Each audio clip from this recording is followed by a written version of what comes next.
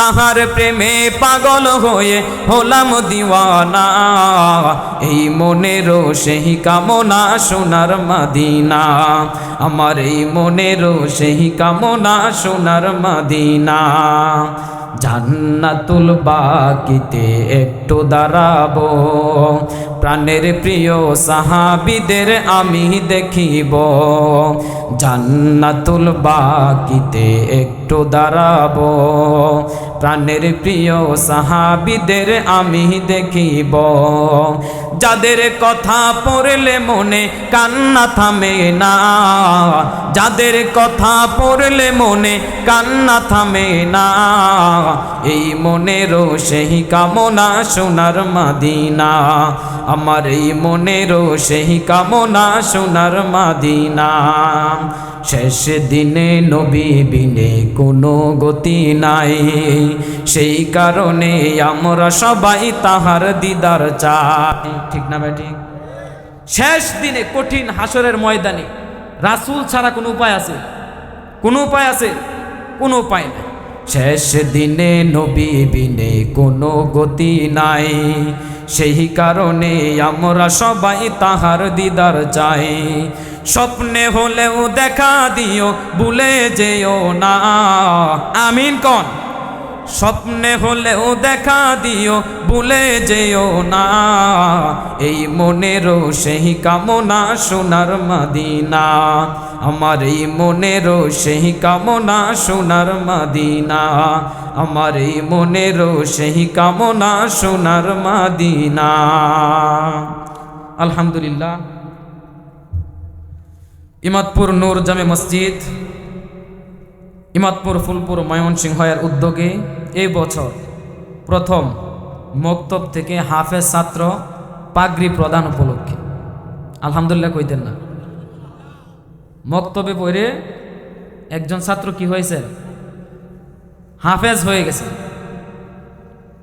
মক্তবে সকালবেলা মক্তবে পড়ে একজন ছাত্র হাফেজ হয়েছে। আরো কোন জায়গায় দেখছেন এমন? দেখছে? আল্লাহ তাআলা বড় একটা মেহেরবানি, ঠিক না? এই কারণে কমপক্ষে এই কারণে আবারও শুকরিয়া আদায় করে বলি আলহামদুলিল্লাহ।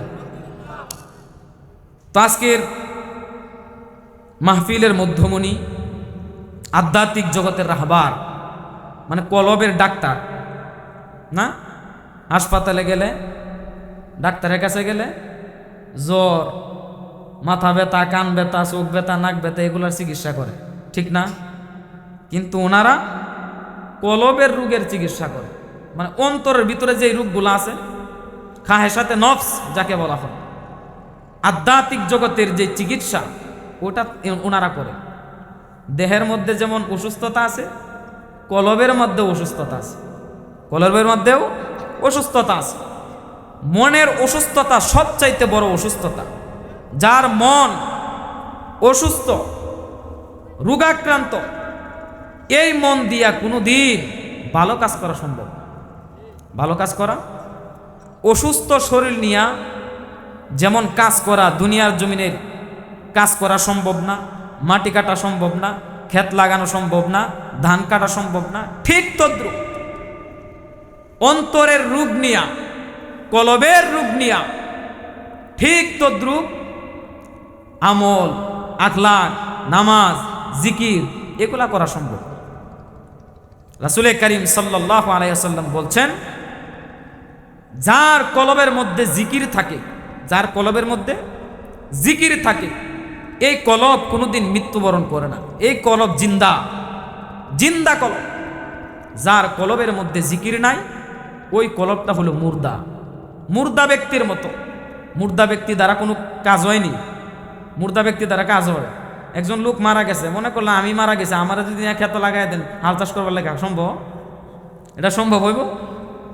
মৃত ব্যক্তি দ্বারা যেভাবে দুনিয়ার জমিনের কাজ করা সম্ভব না, ঠিক তদ্রুপ যার অন্তর মারা গেছে, যার কলব মারা গেছে, এমন কলবওয়ালা ব্যক্তির দ্বারা আমল, আখলাক, উত্তম চরিত্র আশা করাও সম্ভব না।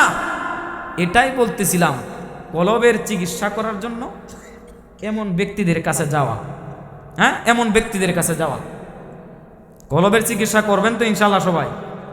হ্যাঁ, তাদের কাছ থেকে প্রেসক্রিপশন নিয়ে আসবেন তো ইনশাল্লাহ? যেই বিধিবিধানগুলা দেয়, সকাল বিকাল তাসবিহগুলা দেয়, এগুলা আদায় করবেন তো ইনশাল্লাহ? তো আপনারা তো তাদের কাছে যাওয়ার দরকার ছিল, কিন্তু উনারাই আপনাদের কাছে আসছেন। আলহামদুলিল্লাহ বলেন, আলহামদুলিল্লাহ। হ্যাঁ, খুশি হয়েছেন তো সবাই? উনারাই আপনাদের কাছে আসছেন, তো উনাদেরকে কদর করবেন। উনারা যেভাবে বলে এভাবে জীবন চালানোর চেষ্টা করবেন, ইনশাল্লাহ জীবন সুন্দর হয়ে যাবে, সুন্দর হয়ে যাবে। সুন্দর একটা জীবন গঠন করেন, যেই জীবন গঠন করার মাধ্যমে আপনি মারা যাওয়ার পরেও মানুষ আপনার জন্য দোয়া করবে। মারা যাওয়ার পরেও আপনার জন্য দোয়া করবে। আল্লাহ তাআলা আপনি আমাকে সবাইকে তৌফিক দান করেন, সকলে বলেন আমিন। তো উপস্থিত আছেন আমার পাশে আমার উস্তাদ বসা, উনি আমার সবচেয়ে বড় উস্তাদ। যে কঠিন কঠিন পড়াগুলো উনি আমাকে শিখাইছেন। হ্যাঁ, আলিফ বাতা না শিখলে কি কোরআন শরীফ পড়া যাইব? আলিফ বাতা না শিখলে কোরআন শরীফ পড়া যাইব? যাইব না। আলিফ বাতা না শিখলে বুখারী শরীফ, তিরমিজি শরীফ, আবু দাউদ, নাসাই এগুলা পড়া যাইব? পড়া যাইব না। তো উনি রাস্তা দেখায় দিছেন, ওই রাস্তা অনুযায়ী আস্তে আস্তে করে গেছি। ওনাদের দোয়া নিয়ে, আপনাদের দোয়া নিয়ে আল্লাহ তাআলা এই অজুব করে মাঝে মাঝে আপনাদের সামনে বসায়। হ্যাঁ, আপনাদের দোয়ার বসল। আমার মধ্যে কিচ্ছু নাই, কিছুই নাই আমার মধ্যে, সবগুলো আপনাদের দোয়া, মা বাবার দোয়া, উস্তাদরার দোয়া, এগুলা নিয়ে একটু বসছি মুজাকারা করার জন্য। সম্মানিত উপস্থিতি, আল্লাহ পাক রব্বুল আলামিনের কুরআনুল কারীম থেকে একখানা আয়াতে কারিমা ছোট্ট একটু অংশ তেলাওয়াত করেছি। যেহেতু এটা রজব মাস, কি মাস বললাম? আরবি কি মাস? রজব মাস। সামনে মাসের নাম কি? শাবান। সামনে মাসের নাম, তারপরে রমাদান। এই রজব মাস যখন আসতেন, রাসূল কারীম সাল্লাল্লাহু আলাইহি সাল্লাম একটা দোয়া করতেন। কি দোয়া? আল্লাহুম্মা বারিক লানা ফি রজব ওয়া শাবান ওয়া বাল্লিগনা রমাদান। আল্লাহর পয়গম্বর মুহাম্মদ আরবি সাল্লাল্লাহু আলাইহি ওয়াসাল্লাম আপনাকে আমাকে রজব মাস আসার সাথে সাথে একটা দোয়া শিখাইয়া দিয়েছেন। ও মালিক, রজব মাসের ভিতরে এবং শাবান মাসের ভিতরে আমাদের উপরে আপনি বরকত নাজিল করেন। সুবহানাল্লাহ কোন, আরেকটু আস্তে কোন না সুবহানাল্লাহ। আল্লাহর পয়গম্বর শিখাইয়া দেন, আল্লাহুম্মা বারিক লানা, হে মালিক আমাদের উপরে আপনি বরকত নাজিল করেন, ফি রজব ওয়া শাবান, রজব মাসে এবং শাবান মাসে, ওয়া বাল্লিগনা রমাদান। এ মালিক, ইয়া রাব্বুল আলামিন, আপনি আমাকে রমজান মাস পর্যন্ত পৌঁছায়া দেন। কারণটা কি জানেন? রমজান মাস পর্যন্ত পৌঁছায় দেওয়ার জন্য কেন বলেছেন? ও আমার ভাইরা, রমজান মাসের একটা মর্যাদা আছে। রমজান মাসের একটা কি আছে? মর্যাদা আছে। কোন বান্দা যদি রমাদান মাসের মধ্যে ইন্তেকাল করে, আল্লাহর হাবিব বলেন ওই বান্দাটাকে আল্লাহ তাআলা তার জিন্দেগির সমস্ত গুনাহগুলো মাফ করে দিয়ে জান্নাত নসিব করে দেন। সুবহানাল্লাহ। তাহলে রমজানের ভিতরের মৃত্যুবরণ আর রমজানের বাহিরের মৃত্যুবরণ কি এক হইল? এক হইল নি? এক হইল না। কেউ যদি রমজানের ঈদের পরের মাসও মারা যায়, তার মৃত্যু আর রমজান মাসের ভিতরে যে মারা গেছে তার মৃত্যু কি এক হইল নি? এক হইল না। এই কারণে আল্লাহর হাবিব ডাক দেয়া কয়, এই আমার উম্মত, যখন তোমাদের মধ্যে শাবান মাস চলে আসবে, রজব মাস চলে আসবে, এই দোয়াটা তোমরা বেশি বেশি করে পড়বা। আল্লাহর হাবিবও এই দোয়াটা পড়েছেন, আমাদেরকেও আল্লাহর হাবিব আদেশ করেছেন এই দোয়াটা বেশি বেশি করবা। কি দোয়া? এই যে একটু আগে বললাম, আমার সাথে বলেন, আল্লাহুম্মা বারিক লানা ফি রজব ওয়া শাবান ওয়া বাল্লিগনা রমাদান। অর্থ বলে দিয়েছি। এ মালিক, আপনি আমাদেরকে রজব মাসে এবং শাবান মাসে বরকত দান করেন এবং রমজান পর্যন্ত পৌঁছায়া দেন। এখন যদি মৃত্যুর তারিখ থাকে হায়াতটাকে একটু বৃদ্ধি কইরা বরকত দিয়া আমাদেরকে রমজান পর্যন্ত পৌঁছায়, যেমন রমজানের ভিতরে গিয়া যেন মরতে পারি, রমজানের ভিতরে গিয়া মরতে পারি। ও মালিক, রজব মাসে এবং শাবান মাসে বরকত দান করেন। কিসের ভিতরে? হায়াতের মধ্যে বরকত দান করেন, রুজি রোজগারের মধ্যে বরকত দান করেন, রিজিকের মধ্যে বরকত দান করেন, সুস্থতার মধ্যে বরকত দান করেন।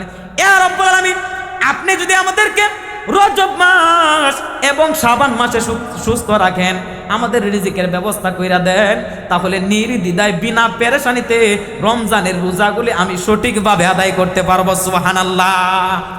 এই কারণেই আল্লাহর হাবিব আমাদেরকে শিখায়া দেয়, হায়াতের মধ্যে বরকত দান করেন, রিজিকের মধ্যে বরকত দান করেন, এবং কি আমাদের সুস্থতার মধ্যে বরকত দান করেন।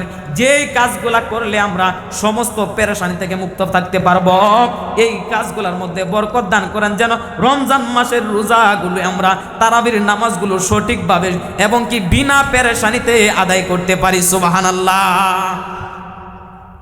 বুঝতে পারছেন যে দোয়াটা আমাদেরকে শিখাইছে? দোয়াটা বুঝতে পারছেন তো ইনশাআল্লাহ?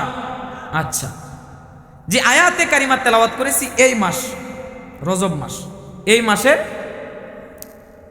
26 তারিখ, আরবি মাসের 26 তারিখ দিবাগত রাত আল্লাহর পয়গম্বর মুহাম্মদুর রাসূলুল্লাহ সাল্লাল্লাহু আলাইহি ওয়াসাল্লাম আল্লাহ তাআলার আহ্বানে আল্লাহ তাআলার সাথে সাক্ষাৎ করার জন্য গেছেন। সুবহানাল্লাহ। আল্লাহর হাবিব এই মাসে 26 তারিখ দিবাগত রাত আল্লাহ তাআলার সাথে সাক্ষাৎ করার জন্য গেছে। উদ্দেশ্য কি? কেন গেল আল্লাহ তাআলার কাছে? রাসূল নিজে গেছেন না আল্লাহ তাআলা নিয়ে গেছেন? আল্লাহ তাআলা নিয়ে গেছেন। এই মেরাজের, এটা মেরাজের কয়েকটা, মেরাজ সম্পর্কে কয়েকটা কথা বলার জন্যই এই আয়াতে কারিমা তেলাওয়াত করেছে। আল্লাহ তাআলা বলেন, সুবহানাল্লাযী আসরা বিআবদিহি লাইলাম মিনাল মাসজিদিল হারাম ইলাল মাসজিদিল আকসা। আল্লাহ তাআলা বলেন, পুত পবিত্র আল্লাহ তাআলা, যিনি আল্লাহ, উনি উনার রাসূলকে রাত্রের বেলায় মসজিদে হারাম থেকে বাইতুল মুকাদ্দাস মসজিদে আকসা পর্যন্ত নিয়ে গেছেন। সুবহানাল্লাহ বলেছেন। কেন গেলেন? আল্লাহর হাবিবকে কেন নিয়ে গেলেন? এইভাবে যায় না, একটা উদ্দেশ্য আছে। আল্লাহ পাক রব্বুল আলামিন জিব্রাইলকে ডাক দিয়ে বলে, ও জিব্রাইল, তোমার মাধ্যমে আমি কোরআন নাজিল করি, তোমার মাধ্যমে আমি কোরআন নাজিল করি। তুমি একটা আয়াত নিয়ে আমার হাবিবের কাছে যাও, তুমি একটা সূরা নিয়ে আমার হাবিবের সাথে কি করো? দেখা করো। তুমি গিয়া আমার হাবিবের সাথে পায়ের হাঁটুর সাথে তোমার হাঁটু লাগায় বসো, তোমার হাতগুলো আমার হাবিবের হাঁটুর উপরে রাখো, রানের উপরে গিয়া রাখো। তুমি তো আমার থেকে কুরআন নিয়া প্রত্যেক দিন তুমি আমার হাবিবের সাথে দেখা করো, সামনাসামনি বসে কথা বলো। এ জিবরাইল, আমারও তো মনে চাই আমার প্রিয় হাবিব মুহাম্মদ সাল্লাল্লাহু আলাইহি ওয়াসাল্লামের সাথে সামনাসামনি বসে একটু কথাবার্তা বলার জন্য। সুবহানাল্লাহ কোন না? আল্লাহ পাক রব্বুল আমিন ডাক দেয়া বলে, ও জিবরাইল, তুমি কোরআন নিয়ে যাও, তুমি সূরা নিয়ে যাও, তুমি আয়াত নিয়ে যাও, আয়াত নিয়ে গিয়া আমার হাবিবের সাথে তুমি দেখা করো। আমারও তো মনে চায় আমার প্রিয় বান্দাটার সাথে, প্রিয় মানুষটার সাথে একটু দেখা করার জন্য। এ জিবরাইল, যাও, দুনিয়ার জমিনে চলে যাও, গিয়া আমার প্রিয় বন্ধুকে আমার কাছে নিয়ে আসো। সুবহানাল্লাহ কয় না? হাই রে কিপটা মানুষ। আল্লাহ পাক রব্বুল আলামিন জিব্রাইলকে ডাক দিয়ে কয়, এ জিব্রাইল, যা, তুমি তো প্রত্যেক দিন কি করো? আমার হাবিবের সাথে দেখা করো। আজকে যাও, আমার হাবিবকে নিয়ে আমার কাছে চলে আসবা। জিব্রাইল আসছেন, আল্লাহর হাবিব উনার চাচাতো বোন উম্মে হানির ঘরে ঘুমাইতেছিলেন। সুবহানাল্লাহ, ঘুমাইতেছিলেন, উম্মে হানির ঘরে ঘুমাইতেছিলেন। ঘুমাইতে ঘুমাইতে হঠাৎ কইরা তাকায় দেখে ঘরের উপরের ছাদগুলা ফাঁকা হয়ে গেছে। সুবহানাল্লাহ। ঘরের কি দরজা নাই? ঘরের দরজা নাই, জালানা নাই, তবুও কেন উপরের দরজাগুলা কি হয়েছে? উপরের ছাদগুলা ফাঁকা হয়ে গেছে। আল্লাহর হাবিবের ঘুম ভেঙে গেছে, উপরের দিকে তাকায় দেখে উপরের ছাদ ফাঁকা হয়ে গেছে। আল্লাহর হাবিব মনে করতেছেন যেহেতু দরজাও আছে জানালাও আছে, বের করার জন্য বের হওয়ার জন্য এটাই যথেষ্ট। তবুও যেহেতু উপরের দরজা উপরের ছাদ ফাঁকা হয়ে গেছে, হয়তো একটা আশ্চর্য ধরনের কিছু ঘটনা ঘটবে। আশ্চর্য ধরনের কি ঘটবে? কিছু ঘটনা ঘটবে। আল্লাহর হাবিব উপরের দিকে তাকায় আছেন, তাকায় দেখতেছেন হঠাৎ করে ওই উপর দিয়া জিব্রাইল নিচে চলে আসে। সব কিছু কয়ে কয়ে দেওয়ার লাগে, সূরা কন্যা সুবহানাল্লাহ। আল্লাহর হাবিব উপরের দিকে তাকায় দেখে উপর থেকে আল্লাহর ফেরেশতা জিব্রাইল নিচের দিকে নামতেছে, ঘরের নিচে চলে আসছে। আল্লাহর হাবিবকে নিলেন, নিয়া আবার উপরের দিক থেকে বের হয়েছে। দরজা দিয়ে বের হয়েছে না, কোন দিক দিয়ে বের হয়েছে? উপরের দিক দিয়ে বের হয়েছে। আল্লাহর হাবিবকে নিয়ে উপরের দিক দিয়ে বের হইয়া হাতিমে কাবার মধ্যে নিয়ে কি করলেন? বসাইলেন। ওই জায়গার মধ্যে নিয়ে ফেরেশতারা মিলে রাসূলের বুকটাকে ছিঁড়ে ফেলছেন। সুবহানাল্লাহ কোন। আল্লাহর পয়গম্বর মুহাম্মদ আরবি সাল্লাল্লাহু আলাইহি ওয়াসাল্লামের কলবটাকে ছিঁড়ে ফেলছেন, কলবটাকে কি করছেন? বুকটাকে ফেরে ফেলছেন। ফেরে ফেলে আল্লাহর হাবিবের কলবটাকে কি করলেন? বের করলেন। ওই কলবটাকে জমজমের পানি দিয়া ধুইয়া আবার কলবের ভিতরে লাগায়া আবার বুকের মধ্যে লাগায়া বুকটাকে চাপ দিয়া আবার কি করে দিছেন? জোড়া লাগায়া দিছেন। সুবহানাল্লাহ কোন। হায় রে অপারেশন, হায় রে অপারেশন। চাকু দিয়া কাটে, ছুরি দিয়া কাটে, কাটে কি কাটে না? আমাদের যখন অপারেশন করে চাকু দিয়া কাটে, ছুরি দিয়া কাটে, সুই সুতা দিয়ে আবার কি করে? সেলাই করে, করে কি করে না? আল্লাহর হাবিবের শক্কে সদর হয়েছে, আল্লাহর হাবিবের বুকটাকে ফেরে ফেলেছে, কিন্তু দুনিয়ার জমিনের চাকু ব্যবহার করে নাই। কি করে নাই? চাকু ব্যবহার করে নাই, ছুরি ব্যবহার করে নাই। বুকটাকে চিরে ফেলছেন, বুকটাকে চিরে ফেলছেন। আল্লাহর হাবিবের কলবটাকে দুইয়া মুইসা পরিষ্কার করে দিয়েছেন, যেন দুনিয়ার জমিনের কোনো খায়ের সাথে নফস রাসূলের কলবের মধ্যে কি আসর করতে না পারে। সুবহানাল্লাহ। আমার ভাইরা, আমার বন্ধুগণ, একটু ভালো করে বুঝেন, আল্লাহর হাবিব মুহাম্মদ আরবি সাল্লাল্লাহু আলাইহি ওয়াসাল্লামের জন্য এই মসজিদে হারাম তাইকা বাইতুল মুকাদ্দাস নিয়ে যাওয়ার জন্য আল্লাহ তাআলা একটা যানবাহনের ব্যবস্থা করলেন। সুবহানাল্লাহ।